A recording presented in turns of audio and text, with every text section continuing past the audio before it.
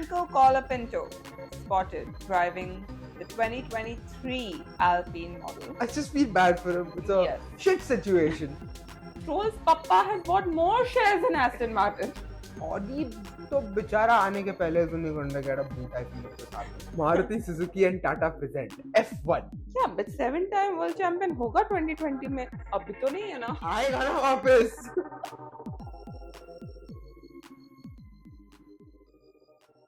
Hi guys. Welcome back guys. Episode 8. But stop. Before we go ahead, there's a very, very important announcement. Just please subscribe. Oh right, please subscribe, guys. Guys, hit that subscribe button on YouTube. Yeah, you know, y'all are watching it, but not all of y'all are subscribing. So whether y'all are listening on Spotify or Apple Podcast, there should be a button which is like a follow or a subscribe button. So please hit that on YouTube. Please put a thumbs up. Please share it with your friends. Please comment, all of that, because we love doing this. And we love the encouragement if y'all support us. Did you see the big news? 1 second. The past 3 days have been kind of like a fountain of news. So which big news are you referring to? Are you referring to what happened in Alpine? Are you referring to what's happening in McLaren? Are you referring to what's happening in Ferrari? There's too much news. I mean the photo of a black and pink Alpine that's doing the rounds. That looks so cool. It looks so cool. Yeah, I don't know if it is such a popular photo right now because of the car or because of who's driving the car. There's an entire continent full of people waiting for him to drive that car on track and gain some points. Franco Colapinto spotted driving the 2023 Alpine model in Monaco.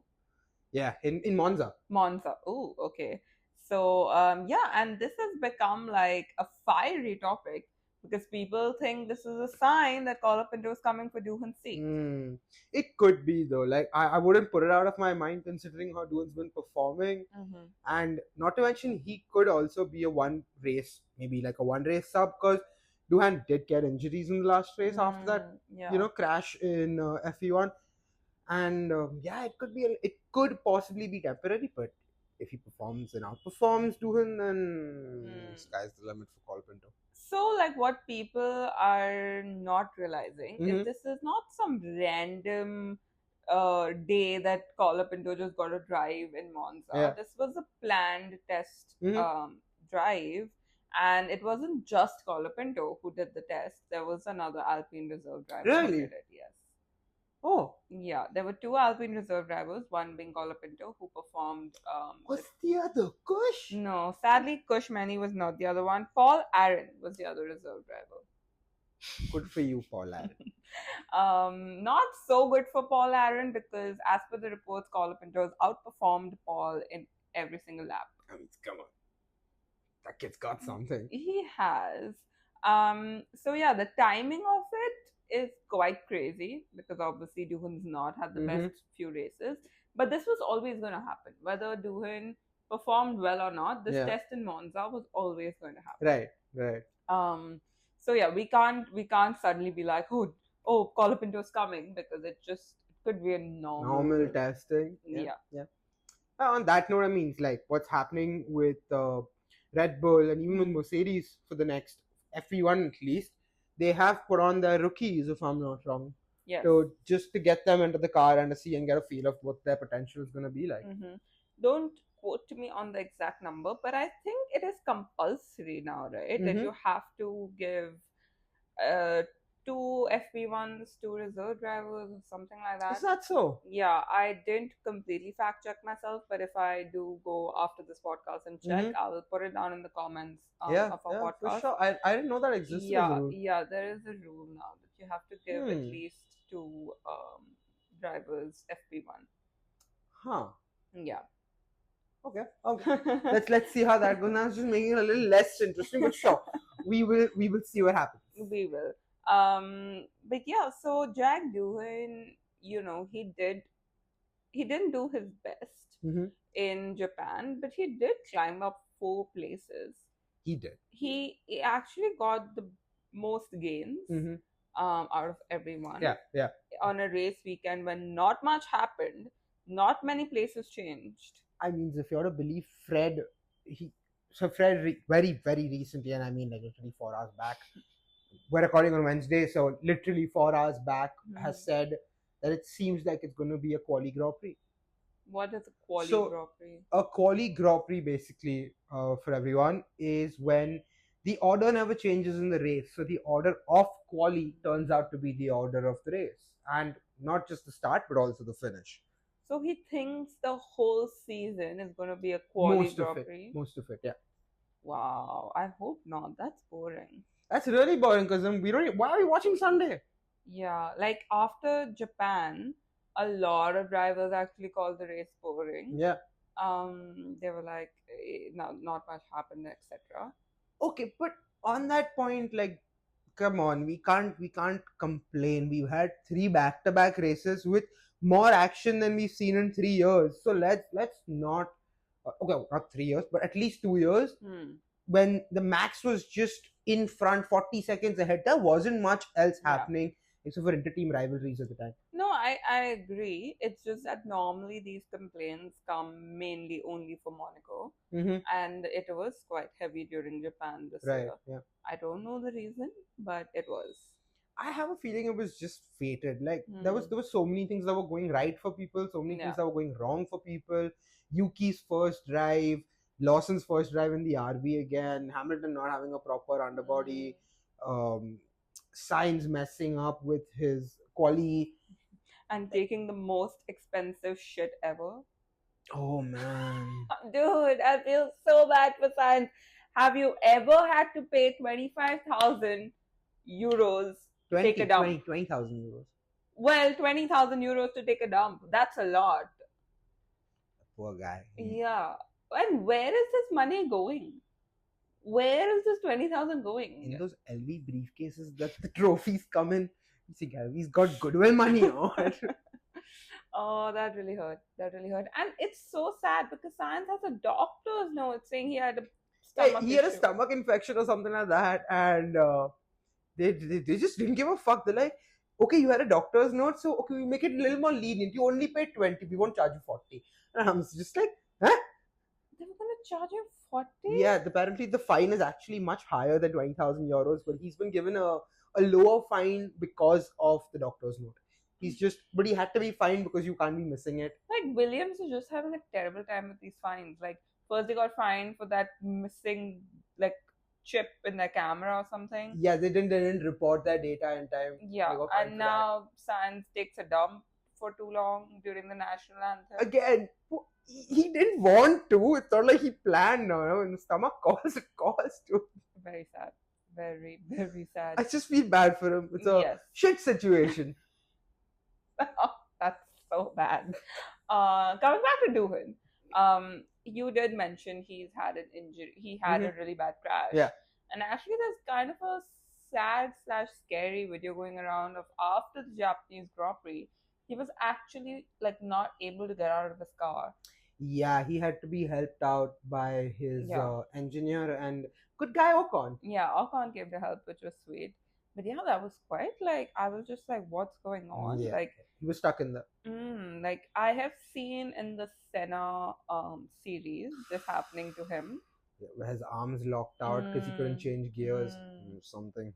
And Doohan seems a little bit in a bad physical state. Yeah. I hope he's recovered. But if he's not, that's a big gap that Colapinto will be. Yeah, he'll definitely be filling in those shoes first. Yeah. Like, he's gonna get first dibs on that seat. There's no doubt. Yeah, there's actually been talk that people think Doohan will be switched out as soon as Bahrain. Really? Yeah, although there's no confirmed news. But Ralf Schumacher has said that he thinks it'll be Bahrain. Let's see. If it is, it is. Obviously, we can't put this into the actual one, so we're just gonna have some poking around fun here. Where do you think he'll place? Colapinto, if he comes in Bahrain. Just a wild thought. I think he won't be in the top 10. No, I don't. Yeah. I don't think he's going to be the top 10 either. I think he'll make. Let's put it this way. Do you think he'll reach Q3? I think he'll reach Q2. Hmm. If he reaches Q3, he'll be in the top 10. But I think he'll reach Q2. He Yeah. will not go out in Q1. Hmm. But yeah, I think best like 13th, 12th. That's like the best case scenario. Fair. Because Alvin Fair. Carr is really struggling. They are at the bottom of it right now. And Colapinto, he's good, right? He's Yeah. good for a rookie, but he's not like miracle driver. He's not gonna comment like did the impossible happen. Miracle. In fact, he did. We've spoken about this in our first episode too. Yeah. In fact, he had a lot of crashes last year. Yeah, he did. It's not like he's had some like clean slate. He's like done some crazy good things. This is exactly why I wanted you to predict. Where do you think if he takes this seat, where does he stand? Like, yeah, definitely below 10. Best case scenario, above 50 is what I would think. Fair enough. I'll give you that. Yeah. We were speaking about a few other rookies doing the FP1. Right. Notably, the rookie from the Mercedes garage who's going to be taking on FP1 in George's car is Fred Vesti. And why I say notably is because he is also a Cadillac driver in the IMSA, the International Motorsport Association Championship. Really? Do you see where I'm going with this? Some spy scenes going down out here. Yes. A driver who drives a Cadillac in a different championship, getting to test out an F1 car. Wait, which team is he going to again? He's doing Mercedes. He's in the Mercedes and unit. Yeah. Cadillac, when they do come in, is going to be using a Ferrari engine. Okay, we'll see. But I feel like this man has a chance to. He does. Because Cadillac's still not announced their team. But if we do think about it, Perez, a more senior, notable South American name, right, paired with a Fred Vesti, a young talent who's been part of their, other American championship, seems like a dream pair. Actually, yeah, for Cadillac, it might just work out really well. I do feel like Cadillac will wait till at least September or October before they even think about announcing. Because by then you're gonna have a lot of people like, okay, George, open contract, still waiting for a word. Although we know he's not gonna go anywhere. We know Mercedes will take care. No, I was talking about that hug, the Alpine hug. Yeah, see, exactly. But yeah, I know George has an open contract. Who else is on the table for Cadillac from the current grid? So from the current grid, I believe, except for George, we've got Albon, who I believe is also on an open contract right now, or ends next year. Oscar got his, which is something to speak about because Oscar's contract has some tasty bits in it. We'll get to that. Yeah. Who else? I'm not too sure. We can always check some more. But yeah, most notably, I think George, who's in the top 5 right now, is the only one without a contract. It's interesting that you say Albon. We'll have to fact check this. But if he, in fact, does not have a contract for next year, and Honda comes in and goes with Aston Martin and Williams because they are planning 2 teams, right? That'll be interesting because we know that the Honda president has vocally said that Honda will continue to have a say in the drivers. Yeah, for sure. And I genuinely, if they're going to push for Yuki in another team, I genuinely currently don't see the space in Aston Martin. So if Albon, I see the space. Where Stroll's papa has bought more shares in Aston Martin. Yeah, but apart from that, you've got to see it from a technical perspective as well. While Lance Stroll has gotten more ownership of the Aston Martin F1 team, there is firstly stats. Lance is not performing. He is literally driving alone on that track. He actually drove 1 lap less last race. Did you know that? He didn't. He got overlapped, and when Max pushed past the checkered flag, he couldn't finish his last lap. He was told quit. So, all of that given with the added benefit of you've now got Honda, who definitely have a say, Mm. and you have someone to back up Honda by the Newey. name of Adrian Newey. Yeah, but the man owns 33% of the team by the end of this year. 33 is not 51. Yes, with 33, he will be the largest Single owner, yeah, that's true. That's a lot of power and a lot of say. Hmm. And are you going to really let them kick out your own son? Probably I not. mean, it's not unless you want to do it yourself too. Because at Yeah, some point, business is business, right? Like your I don't sons, know. put him into the managerial side, man. Let me see Lance trotting around and trying to do marketing for you. I don't mind. He's got a good face for your team. Like he's been associated with us for Yeah. long. But on the track, it's very evident you can't keep pushing it. And after a point, you need to think about how you're gonna get this team to win. We'll have this is another waiting game. Because last episode we also spoke about how Newey does not really like Yuki. So it's not like if Honda's pushing for Yuki and Aston, Oh yeah, Newey's gonna back that. Okay, then there's Stroll with his nepotism. So there's just Aston Martin seems a little crowded. Okay, unless Alonso decides to finally throw his hat, it's just seeming a little crowded. Williams might be a better shot. Will he want to demote from Red Bull to Williams? Probably not. But yeah, we'll have to keep an eye on it. Fair enough. Yes.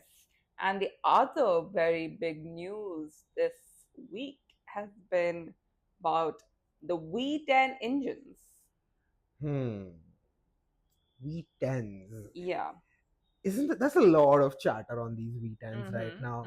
So From what I can tell, old time F1 viewers are very excited by it. Oh, of course, I am very excited for it. I did not know the difference till I googled what it does, and then I read that the sound of the V10 engines is like orgasmic. There's a clip of Lewis when he was much younger, and he's giving an interview in the pit lane, and he hears he just stops his interview midway, and he's like, "You hear that? It's the best sound in the world." And he is so right, because they sound insane. So yeah, I mean the audience seems to be very, very For happy sure, that yeah. the V10s could come back, and the president of the FIA is very keen to bring them back in maybe 28 or 29.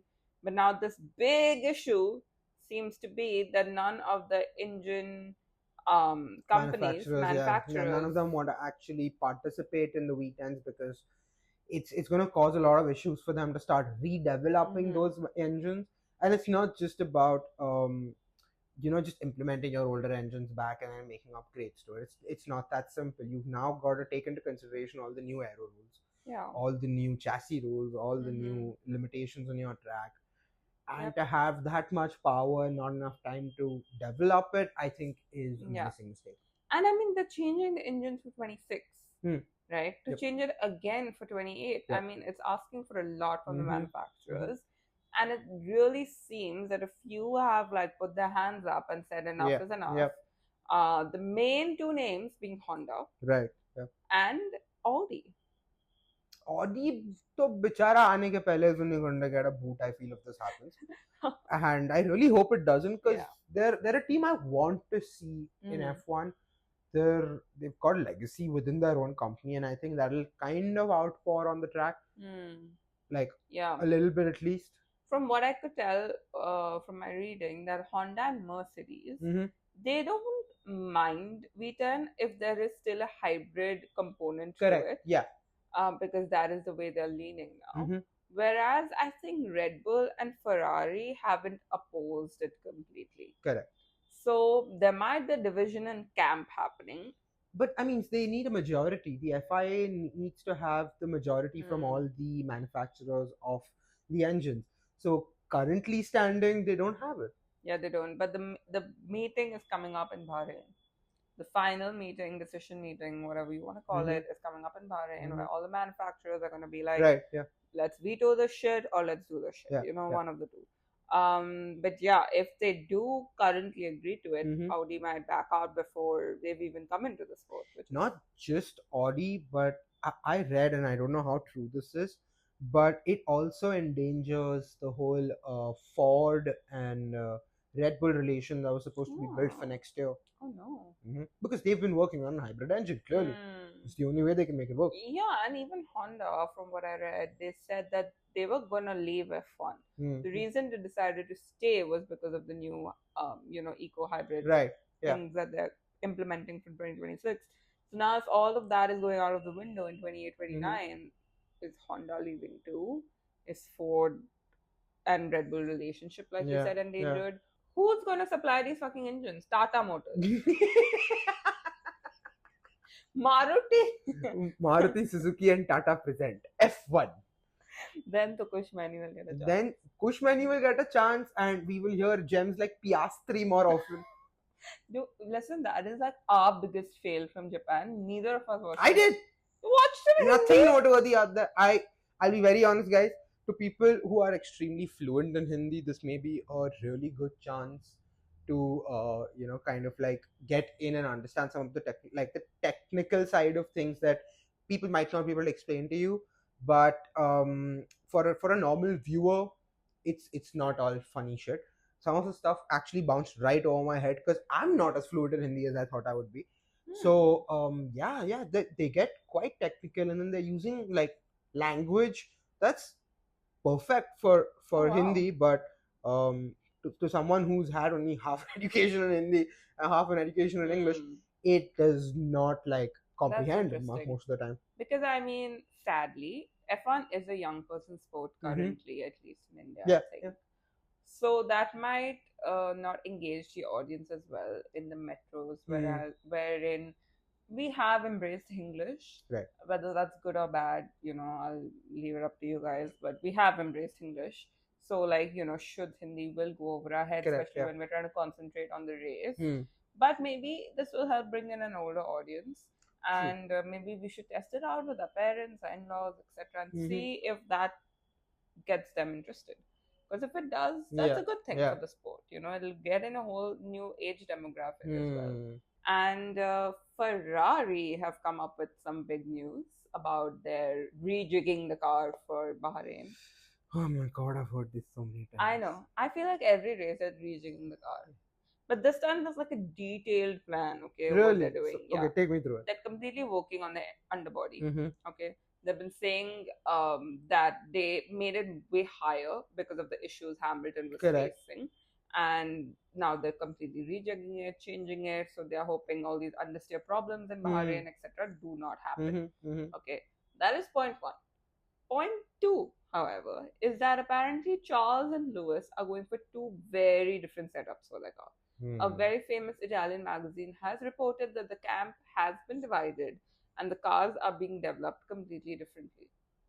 Really? So I do not know if these changes are only happening on Hamilton's car or both their cars. Now see, this is something that even I'm quite divided on. Like, okay, to give you an example, the same thing happened with Red Bull in the last race. Not many people realize that Max's car was tuned to give out more top speed, whereas Yuki's was tuned to give out more downforce. Now, given both these setups, could Hamilton only be talking about minor differences, or is he talking about some major upgrade that have been given to Charles and haven't been given to him yet?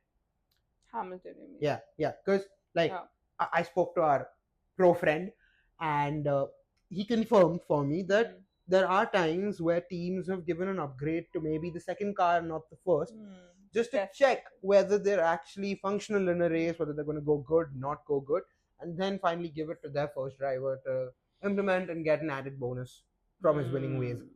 To just kind of don't know what's happening, because yes, Hammy was 7th and Leclerc was 4th. But yeah, I think Hamilton's pushing them to develop the car in one way, and Leclerc is pushing them to develop it in another different way.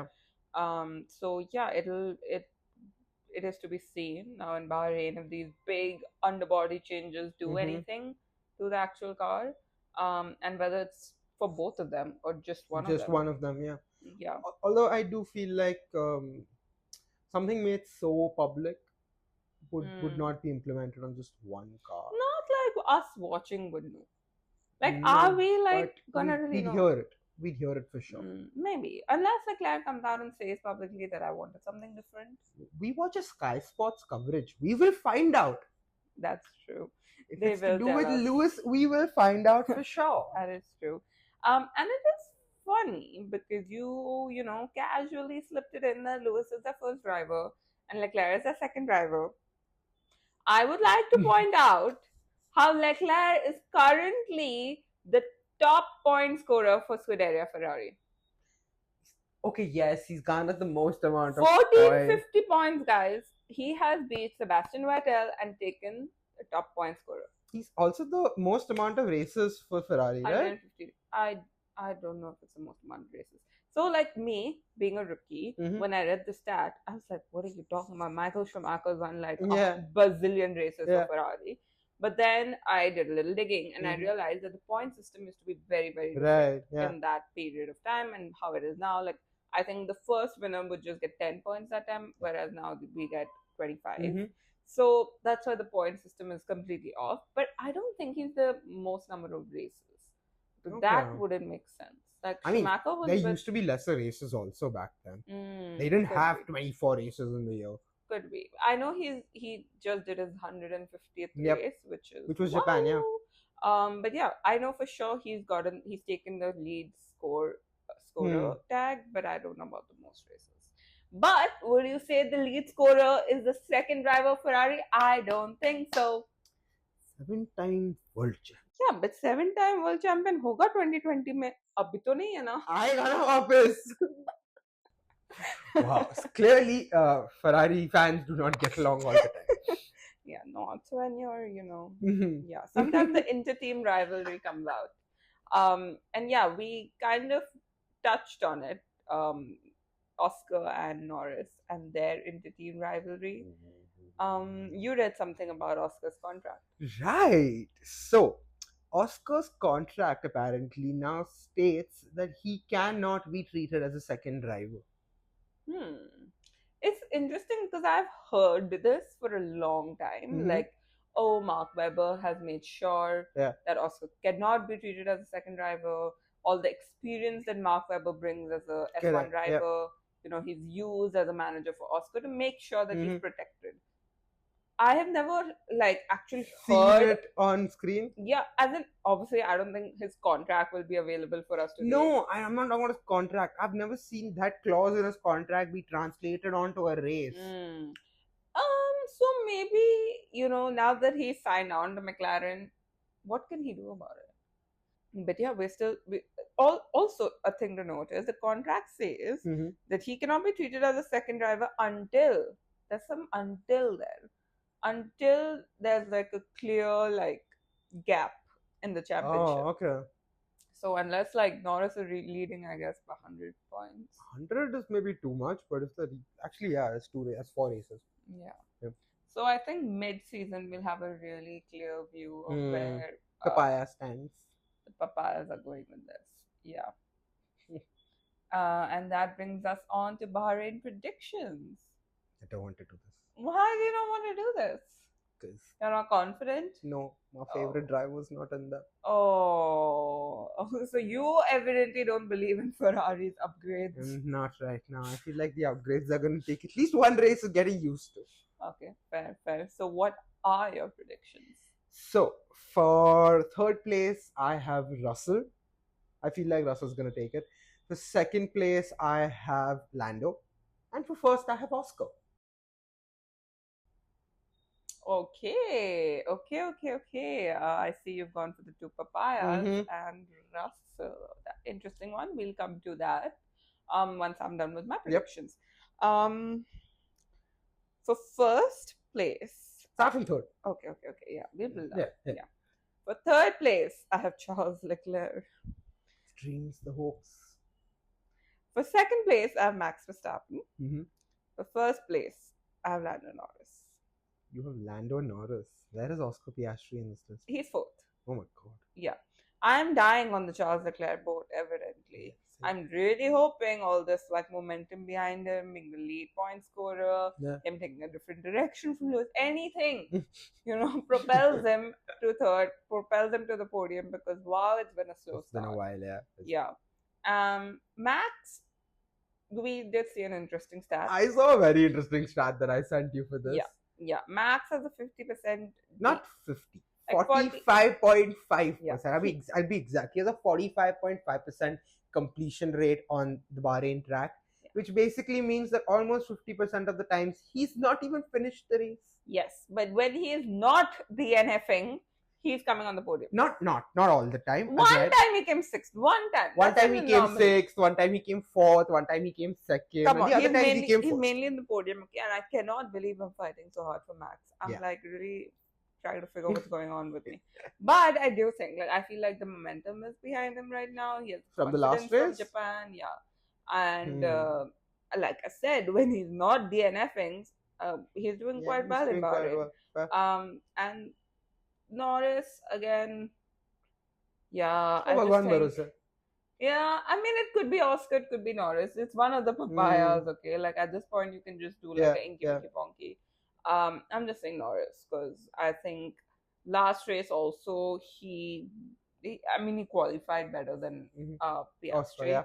So I guess, yeah, taking the bet on him. Cool.